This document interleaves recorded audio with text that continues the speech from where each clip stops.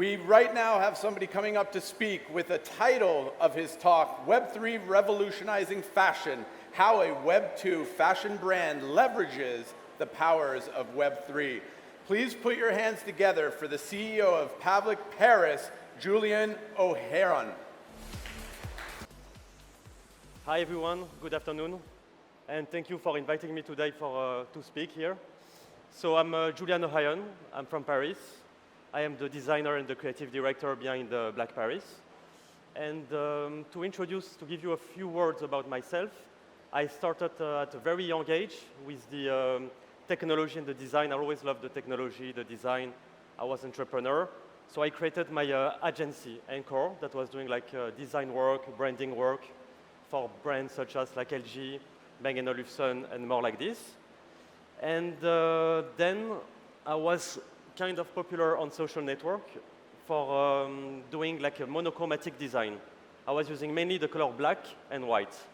So that's how I started. And then in 2017, I founded Blvck Paris, so 6 years ago. I'm going to give you first a first overview of the brand, Blvck Paris, what it is, and then to go over the initiative in the Web3 and our impact that we did so far. So I like to say that Blvck Paris is more than a color, it's a lifestyle, because we don't do only clothes, it's a community-empowered brand with a big community behind. We do have a lot of events that we throw around the world. It's a worldwide brand. We have stores in Tokyo, in New York, in London. We did some events in London as well. And we do more than clothes. We have like, as well a black food concept when you can actually taste some black burgers with our design, minimalistic, all black design. So that's what I mean, but it's a lifestyle brand. So I founded the brand in 2017, 6 years ago, and we first introduced the clothing brand in 2008 with a collection of clothes and accessories and a collaboration with Hugo Boss.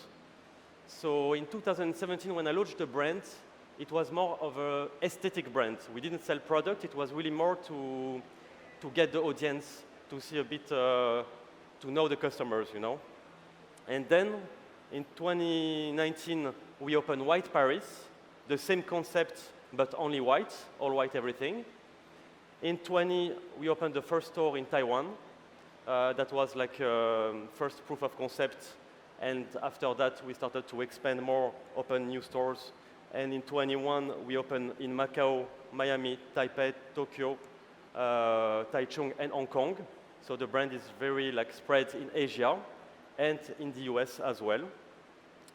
We did the first collaborations as well, more with Casetify, the leader in the iPhone case industry.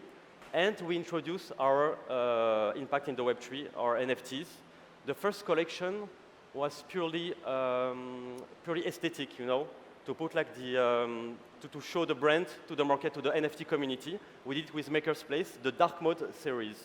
So we did 3 successful drops before releasing our PFP collection in 23, and 22 actually. 22, we expanded even more, new location around like the Emirates, in the USA. We did some more collaboration, so we don't do collaboration with only clothing brands. We try to really put our branding into like various brands. You know, we did one, for example, with W Hotels, when you can get like an afternoon black tea. One with Eva Air. So Eva Air, it was more like the business class was blacked out. And the Asian Television Awards as well, we were present there. And in 23, actually, 22, we introduced as well the Black Genesis collection. So it is our PFP collection that acts as a membership to the Black ecosystem. I will talk about this a bit more later. And this year, so far, we dropped 3 collaborations, Fortnite, Inkbox, and Casetify. And we have more collaboration to drop at the end of the year. So keep an eye for that. Yes, 2 new stores opening. Next month, we open in New York, in the Soho district. And in September, we open in San Jose in California. Okay, like shortly, as you can see around all the stores that we open, we are more present in Asia and in America in general. Asia, especially in Tokyo, in Japan, and Taiwan. So to give you a bit of an overview of all the range of products that we offer today at Blvck, we started in 2018 with the ready-to-wear. We have as well the leather goods, the accessories, and all related like this. And then we introduced Black Home collection 3 years ago, which is really the Art Deco interior design kind of vibe, because our customers are really into the all black everything. When they do something, they don't do like just to buy a t-shirt because they like it. They will put all black, their room, their office, they like the all black everything. So that's why our brand is more as a lifestyle brand. We opened as well the food, so that's actually an image of the W hotels. We did the afternoon tea, when you can have a black cocktail menu, black burgers, black everything. We did as well the ice cream that we released last year in Taiwan. In Japan, we developed even more, because in Japan they lack the concept of the all black everything. So that's to give you some examples. And we are as well actually working on a new concept, which is the real estate in black. So it's going to be some black villas that you can rent, black hotels, and you can experience to the fullest the all black everything. We opened 20 stores since the launch of Black Paris. You can see some example here: Taichung, Taipei, the store of Tokyo, Miami, Hong Kong, and Macau. And there is bigger stores that is coming soon as well. We did some collaboration. I'm not going to go over it too much, but quickly we did with Hugo Boss the collaboration of accessories for home. We did with Scoop the champagne all black that came in like a premium matte black case. We did as well with Kestify a successful collaboration last year, and now a second one that we just released in February. The W hotels that I just talked about. So just to see, we do collaboration in like all kind of industry, you know. We did one with the Central Game as well. So we were throwing like black poker parties, and we still do, I think, with them. That was in the Asian TV Award. We did one with Fortnite this year. In box, okay. So now that I give you like a little summary of Blvck, what it is, and the history of it, I will talk more about the Web3 initiatives that we did.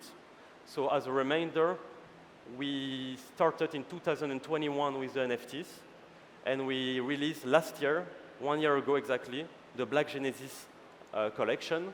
So the Black Genesis collection we use it as a membership that allows you to get rewards, reduction on the website, and a lot of benefits. And the goal behind it was to empower both the Web2 and the Web3 communities, because the big benefits of coming into the Web3 is that you already have a lot of community that you can onboard in your project.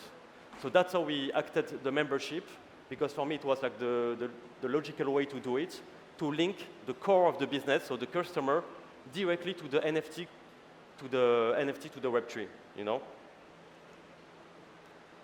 So that's how it works, basically. You get several tiers, and on the tiers, you get tons of like reduction, you get events, so it's important to note we do a lot of events, you know, around the world, so you get access to them,